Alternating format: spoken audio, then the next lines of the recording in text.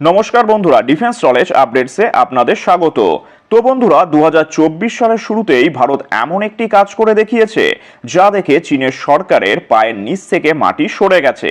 অর্থাৎ দীর্ঘ 12 বছর ধরে চীন শ্রীলঙ্কার মধ্যে যে মাখন বানানোর চেষ্টা করছিল, সেই মাখনের স্বাদ তো তারা পেলই না, বরং ভারত গোপনে গিয়ে তার স্বাদ আস্বাদন করে চলে এলো।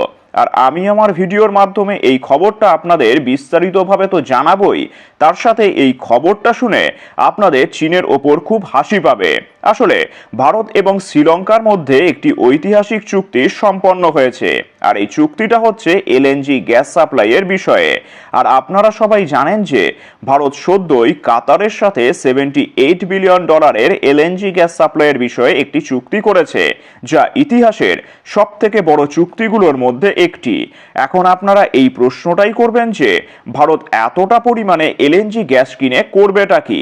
তাহলে দেখুন, ভারত যখন এতটা পরিমাণে কাতার থেকে এলএনজি গ্যাস কিনছে, তখন ভারতকেও একটা বিশাল পরিমাণে ডিসকাউন্ট দিচ্ছে কাতার। আসলে ভারত $78 বিলিয়ন গ্যাস কিনেছে, আর কাতার $6 বিলিয়ন ডিসকাউন্ট দিচ্ছে ভারতকে। অর্থাৎ ভারতের প্রায় 50,000 কোটি টাকা বেঁচে যাবে এই ডিলের মাধ্যমে। আর এর সুযোগটাই এখন ভারত নেবে ছোট ছোট দেশগুলোকে এলএনজি গ্যাস সাপ্লাই করে। স্ক্রিনের মধ্যে এখন আপনারা একটি স্ক্রিনশট দেখতে পাচ্ছেন, যার মাধ্যমে এই তথ্য জানা গেছে যে ভারত সরকার শ্রীলঙ্কার সাথে যে চুক্তিটি করেছে, সেটি অনুসারে ভারত শ্রীলঙ্কাকে প্রতি বছর প্রায় 3,50,000 টন এলএনজি গ্যাস সাপ্লাই করবে, অর্থাৎ 850 টন প্রতিদিনের হিসেবে। আর এর জন্য ভারতের থেকে প্রতিদিন প্রায় 50টিরও বেশি ট্যাঙ্কার জাহাজ, যেমন আপনারা স্ক্রিনে দেখতে পাচ্ছেন, এমন জাহাজগুলোর মধ্যে ভরে গ্যাস শ্রীলঙ্কায় পাঠানো হবে। আর আপনারা জেনে অবাক হবেন, এমনই ডিল ভারত শ্রীলঙ্কার সাথে এর আগেও করেছিল। আসলে ভারত অপরিশোধিত তেলকে নিজেদের দেশে রিফাইন করে সেখান থেকে যে পেট্রোল ডিজেল উৎপন্ন হতো তা শ্রীলঙ্কায় পাঠাতো। শ্রীলঙ্কার মধ্যে এতটা ক্যাপাসিটি নেই যে তারা অপরিশোধিত তেলকে রিফাইন করতে পারে। এই জন্য শ্রীলঙ্কা পেট্রোল ডিজেলের জন্য ভারতের ওপর নির্ভরশীল ছিল। কিন্তু শ্রীলঙ্কার নৌবন্দরগুলি, যেখানে বড় বড় জাহাজ এসে পণ্য খালি করে এবং ভর্তি করে, তা অতটা উন্নত মানের ছিল না। এই জন্য ভারত ছোট ছোট জাহাজগুলোর মাধ্যমে শ্রীলঙ্কাকে পণ্য পাঠাতো।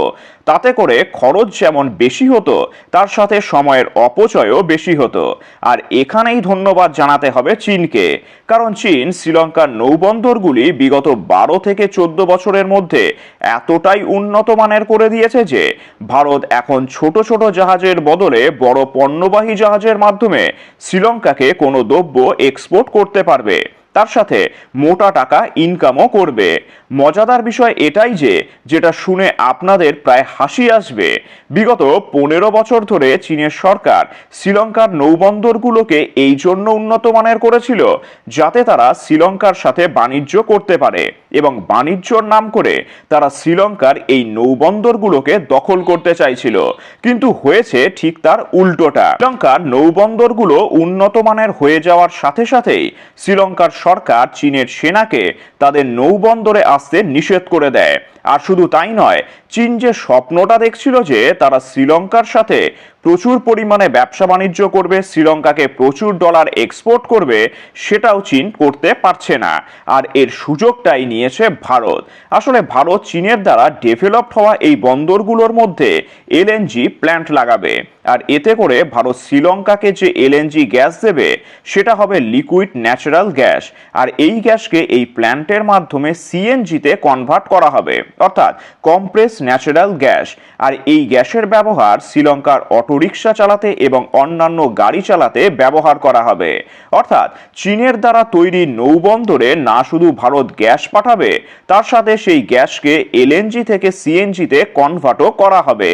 আর এই জন্যই চীন যে প্ল্যানিং করেছিল, অর্থাৎ শ্রীলঙ্কাকে প্রচুর পরিমাণে টাকা দেবে, তাকে বাণিজ্য করার লোভ দেখাবে এবং তাদের নৌবন্দরগুলোকে উন্নত করে ভারতকে ঘিরে ধরার যে পরিকল্পনা করেছিল, তা সম্পূর্ণ বিফলে গেছে। এখন প্রশ্নটা হচ্ছে, শ্রীলঙ্কা এত অধিক পরিমাণে ভারতের থেকে এলএনজি গ্যাস কেনার কারণ কি?